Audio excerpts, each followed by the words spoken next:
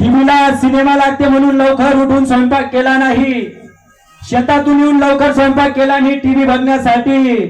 माझ्या राजमाता जिजाऊंनी काय केलं आईनो, काय केलं? गीता भागवत श्रवण केलं. श्रवण केल्यानंतर असा छत्रपती शिवाजी राजांसारखा पुत्र जन्माला आला 19 फेब्रुवारी 1630 रोजी. काय श्रवण करतात तुम्ही? टीव्ही, रिमोट लपवतात. असं करून चाललं नाही राजमाता जिजाऊंनी. त्यांनी सुद्धा माझ्या जगद्गुरु तुकोबरायांचं वचन मोडलं नाही.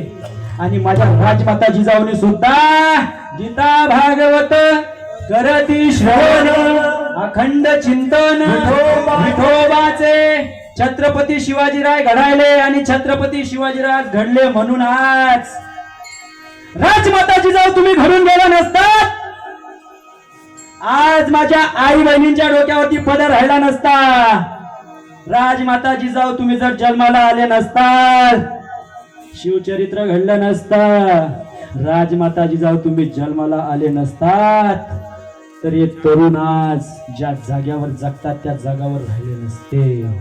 आणि छत्रपती शिवाजीराय तुम्ही जर घडाले नसते, या गावागावात कुठलं देवदेवताचं मंदिर राहिलं नसतं, गावागावात देवदेवताचं मंदिर राहिलं नसतं. आज मला बाबांच्या दशक्रिया विधी निमित्त इथे कीर्तनाचा योग आला नसता. राजमाता जिजाऊ तुम्ही घडून गेले नसतात, आज हरी कीर्तन राहिलं नसतं. म्हणून पुत्र जर घडवायचा असेल, असा सात्विक घडवा. सात्विक कसा घडवा? बापाची आठवण आली म्हणून पित्तर घालावं, बापाची आठवण आली म्हणून अगरबत्ती ओवाळावी, बापाची आठवण आली म्हणून फुलहारण घालावं, आई वडिलांची आठवण यावी म्हणून